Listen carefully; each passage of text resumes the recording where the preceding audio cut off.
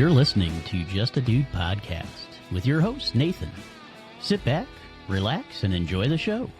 Let's roll.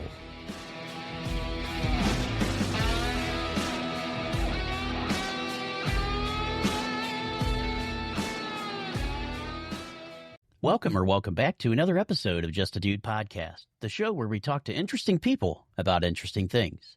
I'm your host, Nathan, and today we have a very special guest who's a talented author and the mind behind thrilling novels, Mr. Bradley Elder.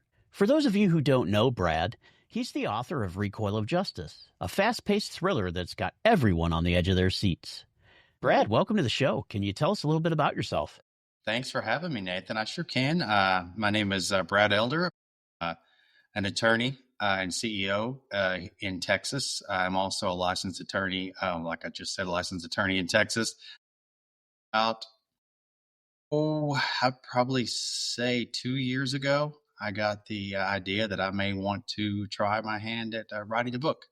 I love reading thrillers and always have for the last 15, 20 years or so. And as I was reading Jack Carr's Red Sky Morning, something occurred to me that, I may be able to do this, and I'm willing to find out if I'm good at it or not very good at it. So right. When I finished the book, I opened up my computer and just started writing. And again, not quite 2 years later, we should be publishing, as of the recording, we should be publishing in about 6 days. So nice. Really excited Excellent. About that. So we are like getting the fresh first takes from you, Brad, before the book even hits the shelves, huh?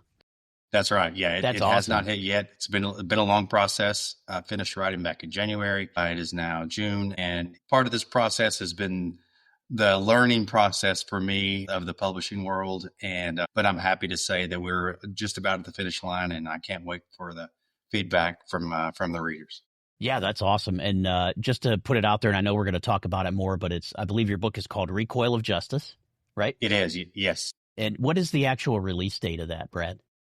Looking at June 9th as a release date. Perfect. So right around the corner. That's awesome. 6 days from now, I'm gearing up for it. Yeah, and I know we'll probably release in October, but I think, Brad, I could definitely I'll do a post for you on the 9th to let you know that we recorded and that your books come out. So we can hopefully get some folks pushing them that way. But yeah, excellent. I love that. So how did you I got to ask this because I like to know origin stories. And, one of my things here, Brad, is that we take the stories of what I call normal everyday folks, those of us that have probably worked from the bottom up and done things, but we do extraordinary things like writing a book. Of course, being a CEO and an attorney is an extraordinary thing in its own, but writing a book is another thing. But how did you go from a CEO / attorney to an author? Like, what was that jump like? Yeah, that's a good question. Not to make it too long of a story, but I was involved in a lawsuit it was a 3-year-long lawsuit. I was not the attorney. Unfortunately, I was the defendant in the lawsuit. Yeah. It was, again, it was 3 years long. It was a mountain of legal fees and a huge distraction. And I felt like I was completely out of control of the entire process. And about 3 days before we were finally going to trial, which was would have been 2.5 years after filing, some tragedy struck the judge's family. Luckily, that all came out to be okay, but the trial had to be postponed for another 6 months. And I was just devastated. Yeah, at that point, I'm sure you're probably pulling your hair out. Look like me, right? Absolutely. Yeah. It was a very frustrating process. I felt like I was completely out of control, like I said. And so I never consider myself a creative person, but something struck me that I need to do something that I'm the only one in control of. The outcome doesn't matter. I just want to do something that I'm in control of. So I went to the store and bought some canvas and some paint, and I'm not a very good artist. I just started painting. And the first few were absolutely terrible. I'm not going to lie to you. They're in a dumpster somewhere, I'm sure. But about 4 or 5 paintings in, I don't even remember what I was painting now, but I made a brush stroke that was kind of a mistake. And I'm like, wow, that looks just like a wave.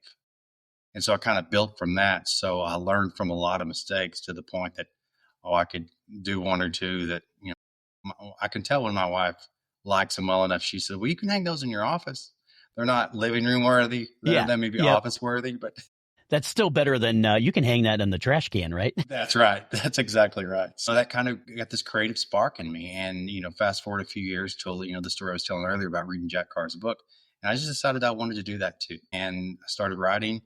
And, I wasn't sure if it was any good. I thought it sounded okay, but I wasn't sure, so I forwarded it to a friend who's a writing professor at a university. And he was very supportive and suggested that I really needed to see this through. And so at that point, and it took me a few months to get up the nerve to send it to him.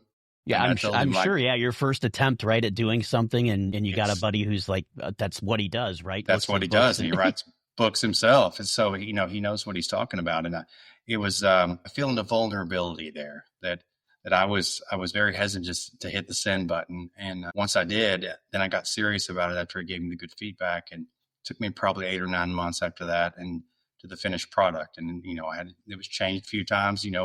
Hired an editor, and when they get a hold of it, he made it a much better book, but it definitely changed a lot, deleted a lot, had to add some more. So, that's kind of the process. I hit a point in my career that I enjoy what I do, and I enjoy, the employee relationships that I have, and I enjoy the leadership role that I have, and I do enjoy that very much. But I was needing something else, something I could really dig my teeth into. And luckily I found it with this, and I hope this journey continues. Yeah, and that's really amazing thing. And it's something that I could kind of relate to too, Brad, is, what I do during the day, I love doing it. I work in tech, so I work with a bunch of really fascinating and intelligent people. And the things that we all build together is just amazing. But I was kind of like you, missing that creative flow, or trying to be, right. I don't know what it was. Obviously, then I didn't know it was a creative, but I was like, maybe I'll start a podcast and just see where it goes, and here I am like 60 episodes later, and, nice. Tens of thousands of downloads. So I'm like, well, maybe it's working. I guess somebody out there likes it. Sounds like it is. Yeah. I love the name too. Yeah. Just a dude. I wanted to apologize when I came off for my casual attire, but I've got baseball practice. We started All-Star baseball, so I've got that practice in about an hour and a half. Nice. So I guess I'm just a dude like most of your and that's what I love. I want to see you at your natural, right? That's how I like people to come on here, so that we can share that story and say, look, this is just a dude like the rest of us. And if he can do it, we can do it, right? That's right. And I hope it's not just from writing. I hope if they find anything that they're wanting to do, whether it be getting in shape, or whether it be saving more money, or getting healthier, or becoming a better husband or father, whatever, just, man, you can. Yes. And we tell ourselves, right? We tell ourselves, like even you said, sending that first email out with your, hitting the send button on your book. It's like, it takes, once you get over that hump, it's, I don't want to say it's smooth sailing, but it gets a lot easier after that point. It absolutely does. But it sounds silly, sounds simple, but you have to start. You have to start somewhere. And you have to take that first step. Yep. So, Brad, what sparked obviously, I know you went into painting and writing, but how did you get into writing thrillers? How did it become that? Was that something that, like, right when you started writing, you're like, this is what I want to do? Yeah, it's mostly what I read. I don't think I'm intellectual enough to read some of the literary fiction, or just doesn't hold my interest, really. And the thrillers always did. I don't fancy myself a badass, but I sure would like to be one. So I always kind of pictured myself in these roles, of the Scott Harbaths or the James Reese roles. And it always kind of came to me like, what would I do in this situation? I'm just a normal guy. These guys are trained. They're, obviously they're fictional characters, but they're trained. They're, whether it be ex-military or Secret Service or CIA, what have you. What would a normal person do in that situation? That's kind of how Ryan Wolf was born. He was a normal guy, a lawyer in Houston, who gets into a situation that gets completely out of control, and he has to figure out how far he's willing to go to kind of save those who need saved, or make up for what he perceives as he needs needs retribution, and how far is he willing to go to find that. Yeah, and I'm glad that that makes a great transition, because I wanted to ask you as well, like, what inspired you for this specific story? And can you tell us a little bit more about the plot and the character Ryan Wolf? Sure. I don't want to go through too many spoiler Yeah, alerts, but I I'll want to hit make the sure high people buy the spots. book, right? Cliff Notes version. Yes. Ryan is a lawyer in Houston, where my title company is. So I kind of knew the lay of the land and some of the things that I explained in there, and different roads and areas of Houston that I'm familiar with and have lived in. But he is one of his oldest clients is a victim of a theft of software, the code, the software that they had written, very secure online data storage and data sharing software, uses artificial intelligence and really quantum computing, but I changed it up because I'm not smart enough to know all the ins and To outs get all now the details, yeah. what quantum computing is. So I kind of changed the name of it a little bit. But their code is stolen, and they suspect it's from their largest competitor. And Brian sets out in the beginning to prove that they, in fact, did steal the code and are now using it for their own use, and also cost his clients billions of dollars in contracts. Well, Yeah.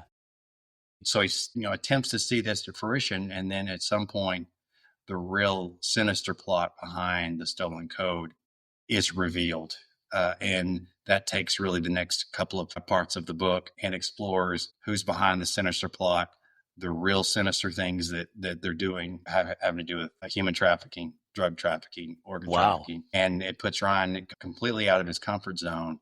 But again, he has to grow past it and find out just how far he's willing to go.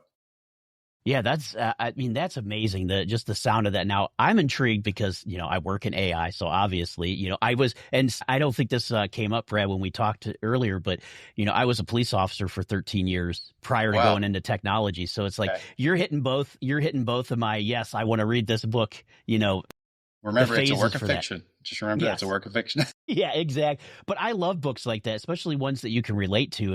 And I was going to ask, obviously, I hear some similarities to, your life, being a lawyer in Texas. And did you draw some similarities and some things from your life for the book?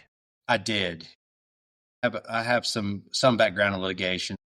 The litigation process and the deposition process and the trial process I was pretty familiar with. So that was kind of easy, for me to write. Now, how do you explain that to the non-lawyer? I didn't want to get too in the details because the rules of evidence and the rules of procedure are very, very boring. I mean, very complicated. You could write 3 prequels, right? Just on that's right, just on that. But I didn't want to bore them because I don't consider this a legal thriller. I call it a legal light thriller. Yes, it hit some high spots. It's not a John Grisham legal thriller. It kind of takes morphs into a legal thriller into an action thriller as well. But I took a lot of that from my life. I even touched a little bit on the case that I was involved in that kind of spurred on my desire to write.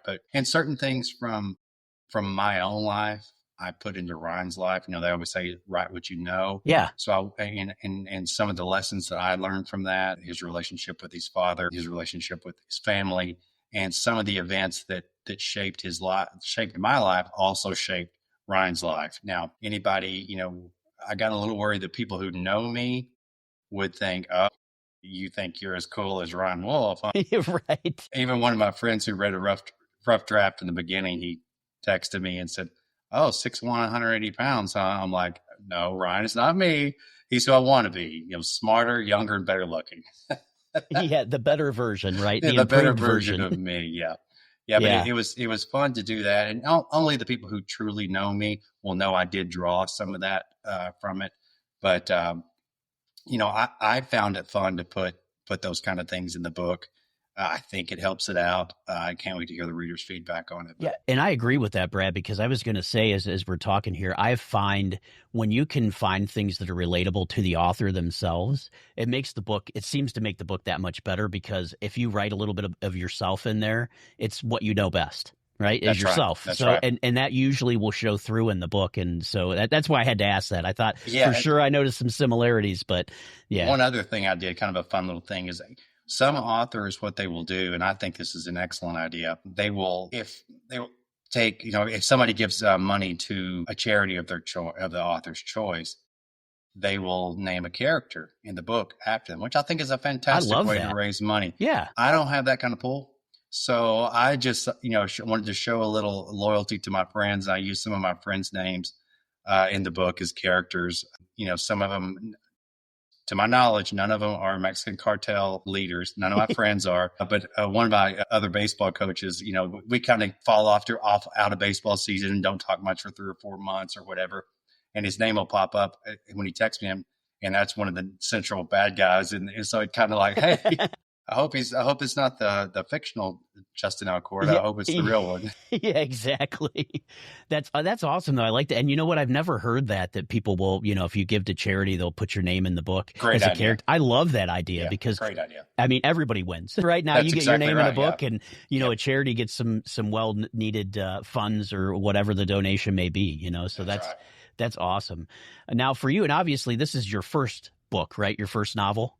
Yes. For you, what was your writing process like? Like, for example, did you think everything out, or do you like let the characters just kind of take control and go? Yeah, I did the latter. Did you? I found that I'm more creative when I'm being creative. So I don't think I'm capable of sitting down and writing a complete outline of a book. I've tried it since then, and after first couple of chapters, I'm going, I'm hitting a wall here. I didn't even know the ending of Recoil of Justice until I wrote it. I didn't know how it was going to end until I'm actually just writing it. So, and I don't know why. Maybe it's the way my brain is wired, but I felt like I kind of had to divorce myself from the characters and see where they would take it, not necessarily where I would take it. Yeah, like put yourself into their shoes. Yeah, that sounds a little, I don't know, hokey or something. No, I don't think so. I think it makes perfect sense, right? Because if you're writing and you're trying to really get it, I mean, I think of actors all the time when I speak with authors like yourself, like method acting, right? They really put themselves in the role. And I mean, essentially, that's what you're doing here with your characters. And I love that. And going back and forth. And it was actually very fun to write the bad guys because I don't think of doing these things. I've never ran a human trafficking ring. Pray to God, right. I never find myself anywhere remotely involved with one. But it was a real exercise of your creativity to think, what would this completely depraved individual do or say now? And I did enjoy that part of it a lot. But the characters kind of in the storyline developed itself a lot, and some of it was just from things I would see. When I would have quote unquote writer's block and never suffered with it too badly. But I got the tip from a masterclass with David Baldacci and what he had. And it made me feel better because he's not an outliner either. He'll have a very, very broad general idea and just kind of starts writing from there. I'm just like, okay, I'm not crazy and unprepared here. A lot of people do that. So yeah, he would say sometimes if I'm struggling, I'll look out the window and just start writing a short story about it. What I'm, two kids, playing, where did their stories meet, and that'll get the creative juices going again, or I'll, go exercise or mow the lawn or take a shower, something just to stop the process. Yeah, just break up the monotony of just constantly thinking, get your mind off it for a minute. That's right. And, I found that I go from real lulls where I may write a few words a week because I just can't get into it something sparks. And then I don't get up from my computer for 3 or 4 days. So, I'm not a guy who can set the timer. Like there's a lot of the writing softwares. They'll go, what's your daily goal on Word? And it'll keep counting your daily goal. Mine's like a heartbeat, up and down. Exactly. Up and down. Yeah. And I thought too, because you're still maintaining your day job, right, Brad? So you're still practicing law and you got to pay bills and you're writing as well. So how was that for you as far as did you ever find that you were trying to balance the two, or did you always find a nice separation? Well, I'm pretty lucky in my day job. I have a very, very strong team that runs my company for me. I don't have a traditional legal practice. I do the legal work as it involves my company, document preparation and loan package preparation and things of that nature. Okay. So I'm very lucky in that aspect that I don't have to get up and start answering emails and phone calls at 8 o'clock. You don't have to be in the weeds right at 8 a.m. I don't. That's right. That's right. Now, what I did do is, like I said, I live in Lubbock, Texas, which is up in the Panhandle, and my company is in Houston. I make sure that when I do go visit, and I'm usually down there about once a month for a few days, it is daylight to dark. I'm doing something. So I get a lot of work in those 3 or 4 days that I'm down there. And then I can come back and focus on some other things. But I have found that both make me better at the other. I can kind of focus on my company for a few days. And when I come back, there's obviously a little hangover there where you kind of have to, take care of some issues or follow up on some things. So, about a week there, and then I'm ready to get back to it. Yeah, I call that like 3 weeks the slow work separation, right? That's where right. It kind of like That's trickles out. There's a couple of things you got to follow up on, and and then you can get back to your writing. Yeah, I love that though. And then when I'm kind of hitting a lull in writing, it's time to go back and refocus. So those back and forths felt like really helped me a lot. And I've got a great home life too. My wife is very supportive, and we're, like I said earlier, we're in the midst of baseball season right now. So I get to in the evenings, like, okay, got to go to practice, get to go to practice, get to go to games. And so, picking up my son in the afternoon, I mean, all those are blessings. But it breaks. I'm not a grinder. I can't sit there behind a desk for 40 years and do the same thing. So it breaks up my days nicely to where I can focus in brackets, I guess. Yeah, and it's nice because you have then a nice work, I don't want to call hobby, but writing and work, life balance. At this point, it's a hobby. Yeah, and that's the way I look at this. It's a hobby. I'm not making money off of this. Obviously, I still work a day job too, but I love talking to interesting people. And it is nice when you can have that, you can separate those things and not be bogged down by everything, And then it becomes a job. Yeah. And it's tough, I could see, because I think back to some of the, like, especially think of, when I was a cop, there's no way I could have done this during that time because I go in for an 8-hour shift and most times 12 hours later I come home. Sure. Exhausted. So it's like, yeah, exactly. And you by don't the time want to talk you're done, to anyone, probably. Exactly. And at least with this, I could do my day job and it's nice. And, I work with all my folks during the day. And then in the evening, I go into podcast mode and, and I only do that a couple of days a week. And then the rest of the time I spend with my wife. So, yeah, it's very important too, though. I just wanted to get that out there because, as well as I do, it's important to make sure you have that good work-life balance and, 100%. make 100%. Sure everybody's doing everything. But yeah, Brad, with this book, I did want to kind of get into, kind of your inspirations. And I know you've been influenced by some legendary authors, but who are your biggest writing inspirations and how do you think they've helped shape your work? The ones I follow the most and read the most, like if they put out a book, I'm buying it. I'm pre-order, it's a no-brainer for me. Yeah, it's at your front door when or in your Kindle when it's first day out, ready right? to go. Yeah, I'm more of a book guy. I don't have a Kindle. I can't read on a device very well. I like the paper. I'm the same. I have a Kindle, but I prefer paper books. Yeah, I like having that paper in my hand. And the audiobooks are nice when you're on the road. Yeah. Those are very nice. It really makes up miles click off. But Brad Thor, Jack Carr, Harlan Coben, I love. David Baldacci, I love. And going a little further back, Larry McMurtry, he's one of the greatest authors of all time. His first book I ever read that wasn't a school assignment was Lonesome Dove, all 950 pages of it. And I couldn't put it down. It was sad when it was over.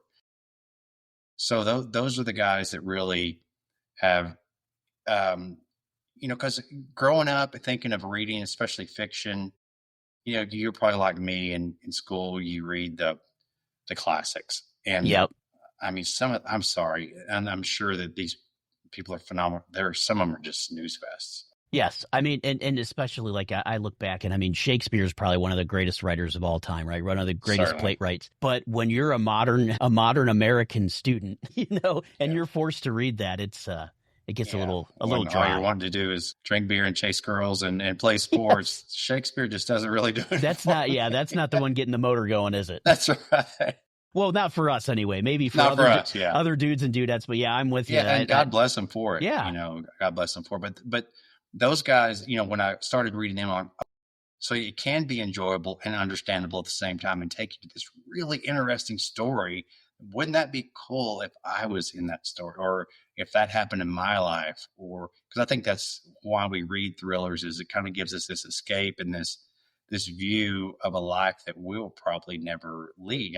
You certainly more than others because you're a police officer for so long, but it gives us the ability to visit that life safely, for certain periods of time in a very entertaining manner. And I think what's so brilliant about those authors is the protagonist is not going to die. It. But my God, they sure make you doubt it throughout the book. They sure do, don't they? And they're fantastic at that. And I found that to be one of the most impressive things is how they can write this great peril and make you doubt, oh my God, is this the one where he dies? Then you go, Yeah. well, no, they're not going to cut off their money train. They would never Right. Yeah, do exactly. that. Exactly. So I think that's very, very impressive. And I hope that I can at least be a semblance of that. Yeah, and you know what for me, what I kind of like about thrillers is it's a really unique genre where it's, you get a lot of, oh, wait a second, I didn't see that coming. And then you also get a lot of emotions throughout the book too, right? You get fear, love, I mean, all kinds of things depending on the thing that you're writing. But like for Right. you, what do you love most about writing in this genre? Or what have you found that you like about it?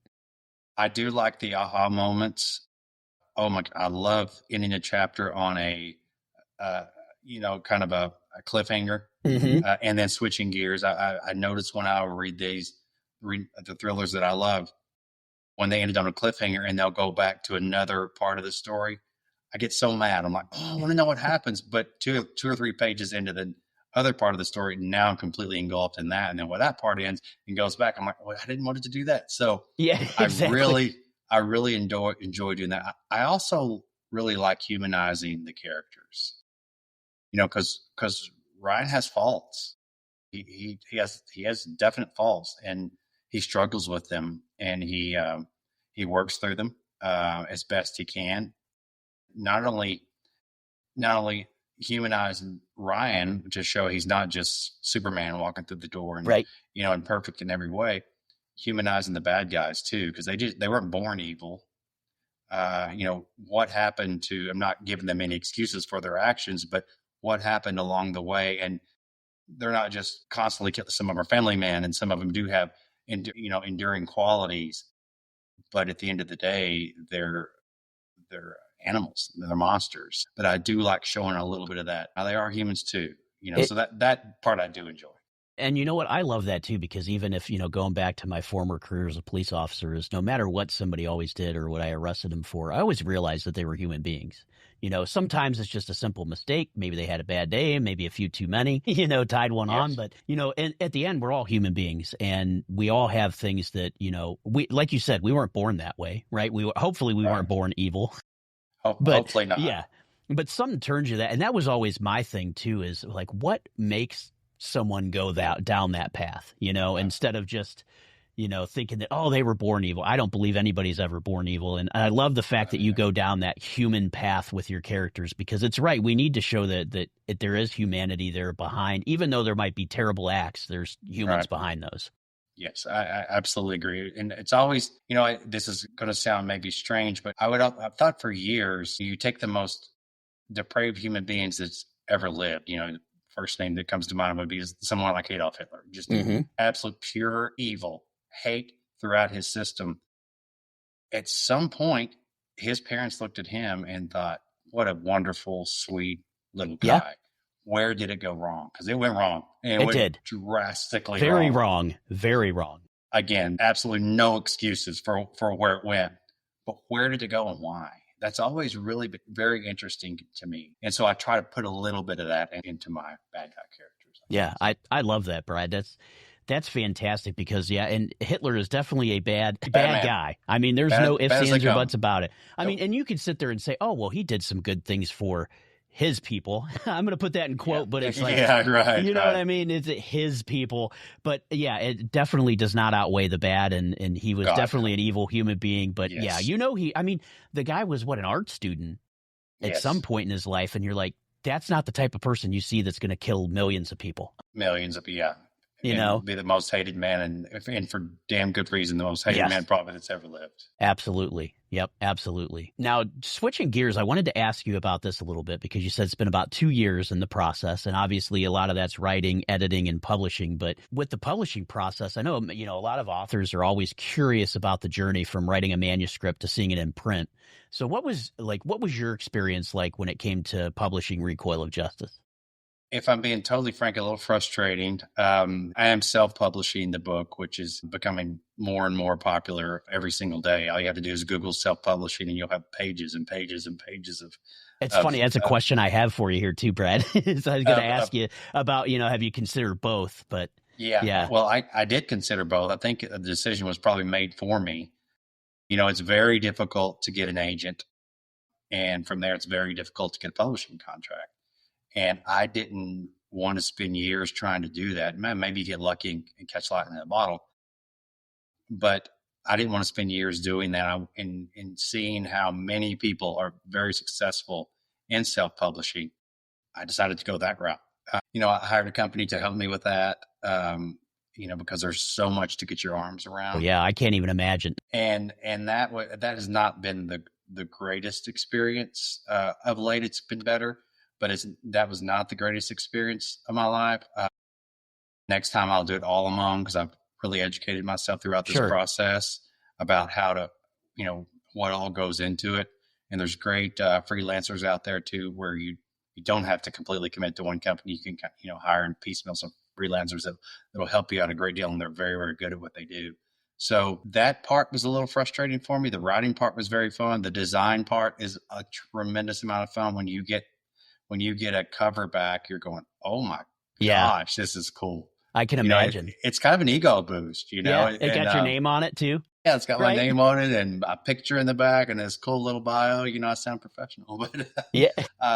That part is it strokes the ego a little bit, I guess you would say. But the behind the scenes part with publishing about, I would like an answer and I don't want to have to wait 2 weeks for a simple change to this. Yeah. That part got very frustrating to me.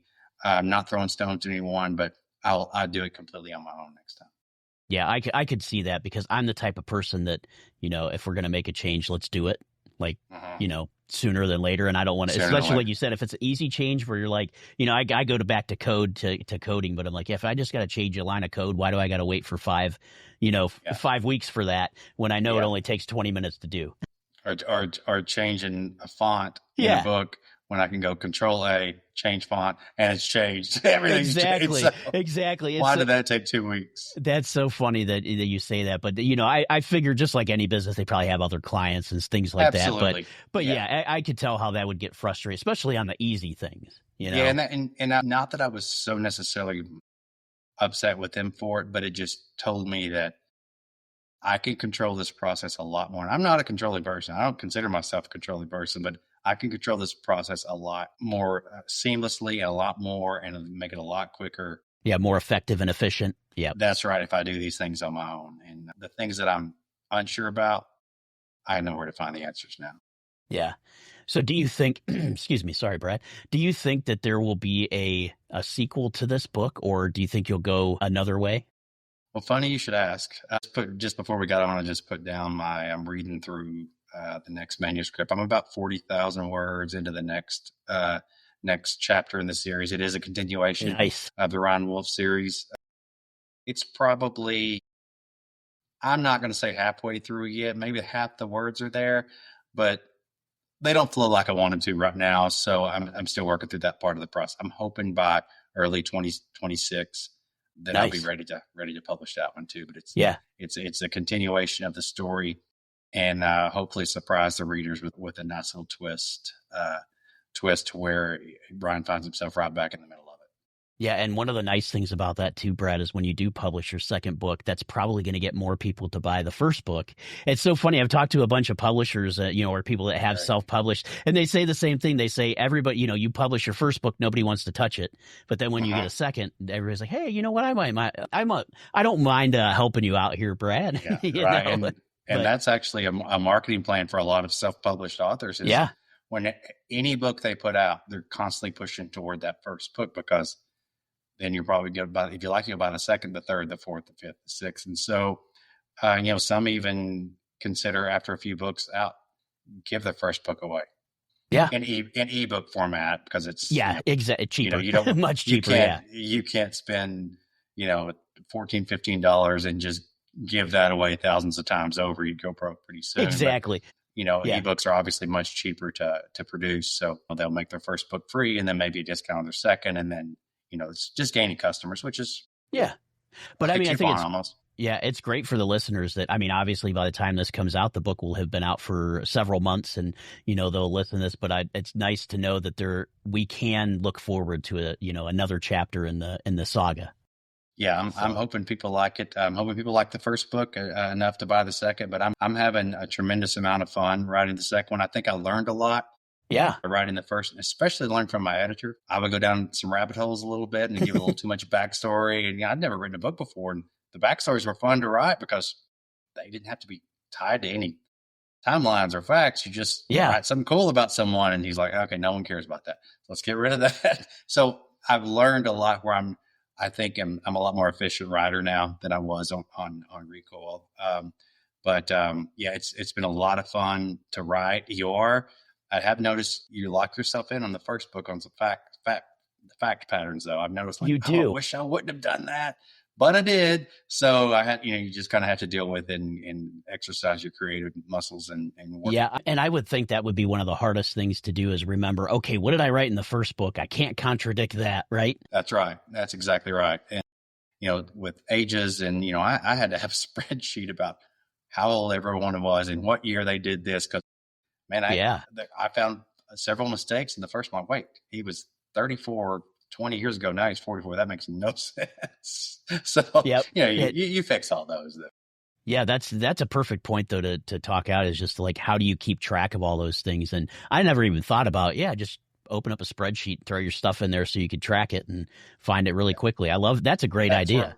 That's where my head went. I know a lot of the software, writing softwares, you can build your characters and give, those, to me, that was like a lot of busy work and a lot of organ, and it may have made it easier in the long run, but I'm like, I'm just going to open the spreadsheet and do it. I love it. Simplicity is the key, right? That's how right. The simpler I can make it, the easier off, the better off we are. Amen, brother. Yeah.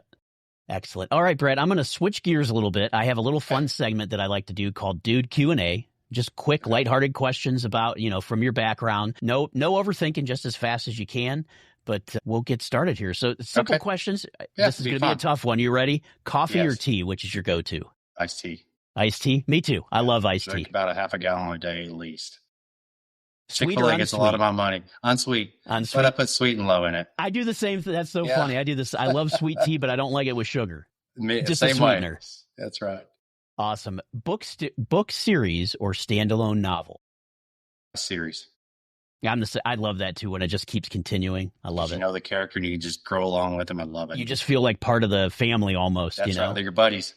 Yeah. Your favorite book or author? Favorite book is Lonesome Dove. Favorite author I enjoy reading, it's a tie. Brad Thor and Jack Carr. Love it. And then for you, have you found a writing kryptonite? Anything that just takes you away from writing?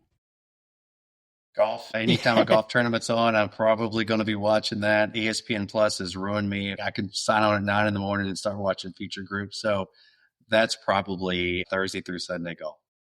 Gotcha. That's awesome. If you could have dinner with one historical figure, who would it be? Thomas Jefferson. That's a good one. Man, that would be a long dinner, I think, if I was sitting down with Thomas Jefferson.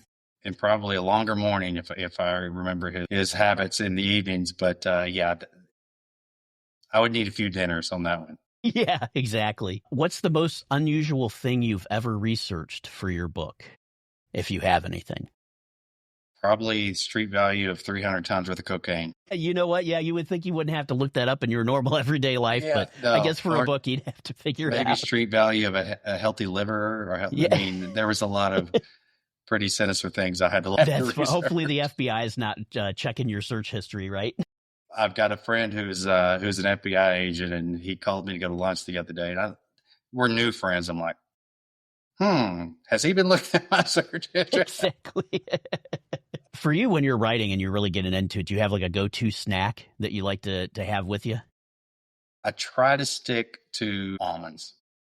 Pretty healthy. I love almonds. Yeah. Yeah. Now I want to go in there to the chips every now and then, but I usually stick with almonds. That's good brain food too, Yeah, almonds, the good fats in there. So, yeah. One word for you that would describe your writing style. First word that comes to mind is organic. Yeah, and that's what I was kind of getting, because you said you like to just flow, like let it flow. You don't have to plan everything out. And I love that, because I think we get some of the most creative books and novels from people that just let it flow and just let it build from itself. So I love that. Sometimes it takes you in a direction you didn't go before, and there's things to fix because of that. But if you like it better, to me, that's the only way I can do it. Yeah, and it's almost like you can iterate on it, and just Yeah, build and build and build. And that's, I absolutely. think those make the best characters, instead of just trying to define them up front. Yeah, that's right. I Yeah. hope that's the case. Yeah. Yeah. For you, are you a dog person or a cat person? And be careful because you may get hate. Yeah, I'm really going to get hate from both sides. Historically, I'm neither. I Okay. had a hard rule of no pets in my house. And then about 3 years ago, my wife said, we're getting a dog. I Our wives are good for absolutely, that, aren't they, Brad? yeah, they are. There was no arguments back and forth. I'm like, okay, I guess we're getting a dog. And I tell you, and then we've since got another one. That's how it happens. You're going to have to put me in a pine box when something happens to that dog because I absolutely love him. I never knew the love of a dog, the pureness of their heart and their eyes when they're looking at you. Oh, Yes. just as sweet as can be. Changed your whole outlook, didn't it? Yeah, absolutely it does. It And is now so look at other funny. dogs. And I like other dogs now. Yeah. But I never did. Now you're a dog person, right? Now I'm a dog person. Yeah. It's so funny because we have a dog too that is just he's a little nightmare. And when we first got him, I was like, no way, this dog is going to be terrible. And now that dog doesn't leave me anywhere. And I love that dog. I was like, still call him a nightmare, but he's my nightmare now. Yeah. Well, our second dog I wanted to punt her for a while, but she's grown up and she's really grown on me now too. Yeah. So she's the one with the personality, but they're both just great dogs. Yep. If you weren't a writer and you weren't running your own company, what do you think you would be? Well, I can't say professional athlete because I'm 5'10" and 180 and I run about a 540. I can't kick or punt and I can't hit a curveball. So I don't think there's anything really left. You know what I think I would love to do? I'd love to be a golf course designer. That would be fun. I don't know if I could. I don't know if I'm smart enough, but I think that would be just so much fun to build something, a clean slate and build something, obviously with the terrain that you have to work with. Yeah. I just think that would be great to create and it's always going to be there forever. Yeah, exactly. And it's funny because a golf course designer, you don't think about it when you're out there playing playing your 9 or 18 holes or however many you're playing. But yeah, someone took a lot of time to think that out and put a good challenge in there for you, to make those 3s, 4s, 5s, that you're going to be golfing. And yeah, I like that. I've cursed every single golf course designer of every golf course I've ever played. You and me both. So I don't call myself a golfer. I go out and hit a white ball. Well, I chase the white ball, usually in the woods or the water. But I do love getting out on the golf course. There's just something about being out there on a nice sunny day. Absolutely. Especially if you're there with friends and you can get, it's just great. Even if you do suck like I do. Well, like to say that the whole joke is why they call it golf is because all the other 4-letter words were already taken. Exactly. That is the best one I've ever heard. I love that. That is awesome. Well, that was it. You made it through the Dude Q&A, so hopefully that wasn't too bad. Like I said, I just like to ask little questions, lets the listeners get to know you a little bit more on a personal level and just see who you are. So, but yeah, that was a blast. And, I want to thank you for sharing your insights and your journey. But before we wrap up, because I know we're getting close to the end and I don't want to take too much time. You got baseball coming up. Before we wrap up, where can our listeners find your book and get in contact with you?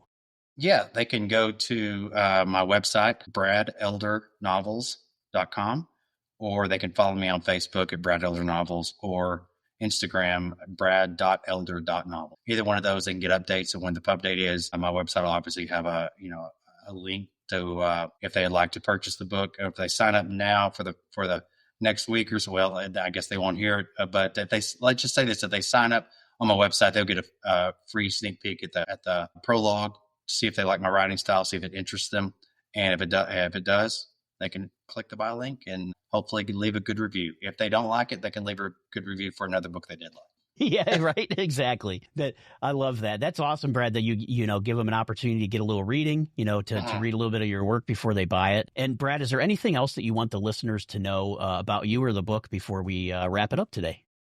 I think we've gone pretty deep into it. I can't wait to hear the feedback. I will say I get nervous. There's certain websites we can post our book to that subscribers can see your book early and leave feedback. And every time I get an email that there's been a review, my heart just pounds. Does it like drop? You're like, okay, what's this going to be? What do they have to say? But so far, it's all been really positive, and I'm really looking forward to hearing what your listeners think of it. Because like I say, it's dude book. I'm just a dude, but it's not so linear that it's just nothing but talking about boobs and beer. It's a good exactly.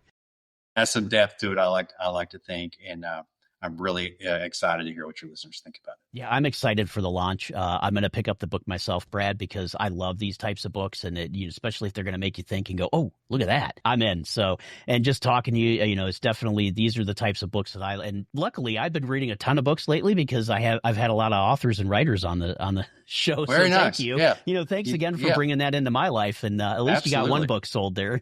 Yeah, exactly. Well, it's been a good, it'll be worth it then. Right? Yeah, right. But no, Brad, I want to thank you again for sharing with the listeners, sharing about your book and bringing all this information to us, because I know the listeners that I have great feedback for our authors and our writers. And, they do like to go out there and read. It's nice, and things that, just a dude can go and read and kind of lose himself in, or herself, a dudette, right? On that side. That's, I love sharing stories like this because you put all your heart and soul into this, even if it's like you said, it started as a hobby just to get something down. This is still you that you put into a book, and your vulnerability you put out there, your intelligence, everything is out there now for everybody to see. And I just want to commend you on that, because I think that's a feat that I have never been able to do, nor probably will ever be able to do. But I just have such admiration for folks like yourself that can sit down, take the time, and build something like this. So thank you again. Well, thank you for having me, and I appreciate it very much. And hopefully we'll be back on another time. Yeah, I'd love to have you back, Brad. So thank you so much. Thanks again, Brad, and thanks to everyone for tuning in. Be sure to check out Recoil of Justice, and don't forget to subscribe to the podcast so you never miss an episode. Until our next episode, keep learning, keep inspiring, and keep being you. I'm Nathan with Just a Dude Podcast, and I'll catch you on the next episode. Thanks for listening.